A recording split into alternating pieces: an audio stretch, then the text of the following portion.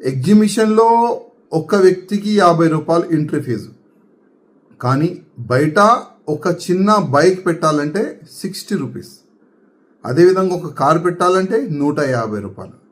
నేను పోలీస్ అధికారులతో తెలుసుకున్నా ఇప్పుడే, అసలు ఏంది ఇది, ఒక గవర్నమెంట్ కాలేజ్లో ఇట్లాంటి పార్కింగ్ చేస్తున్నారు, అసలు ఏం సంగతి అని అడుగున్నా. ఎందుకంటే చాలా వరకు జనాలు ఇంత డబ్బులు వసూలు చేస్తున్నారు, ఇంత రాడిజం చేస్తున్నారని చాలా వరకు జనాలు వీడియోలు పెట్టినారు. అదే నేను కోట్ చేసుకుంటా, అసలు అవసరమా? గవర్నమెంట్ కాలేజు, గవర్నమెంట్ ప్లేస్లో ఫ్రీ పార్కింగ్ చేయండి. జనాలు మన తెలంగాణ జనాలే కదా, బయట జనాలు అయితే లేదు కదా.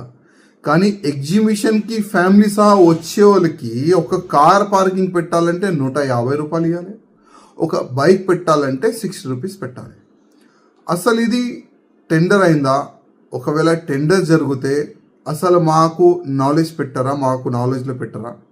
అసలు ఈ విధంగా మేము టెండర్ పెడుతున్నాము, ఈ విధంగా రెంట్ వసూలు చేయాలనుకుంటున్నామని ఒకవేళ మాతోని కలెక్టర్ గారు చర్చ చేస్తే మేము అడ్వైజ్ ఇచ్చేది. జనాలు వస్తున్నారు, ఆల్రెడీ ఎంట్రీ ఫీజు 50 రూపాయలు ఇస్తున్నారు, వాళ్ళకి కార్ ఫ్రీ పార్కింగ్కి మనం వ్యవస్థ చేసే బాధ్యత మనది. బైక్ ఫ్రీ పార్కింగ్ చేసే బాధ్యత మనది ఉంటుంది. మేము కూడా అడ్వైజ్ ఇచ్చేది. కానీ తెలియదు ఎవరికి ఎంత లంచం పోతుంది, ఎవరికి ఎంత కమిషన్ పోతుంది.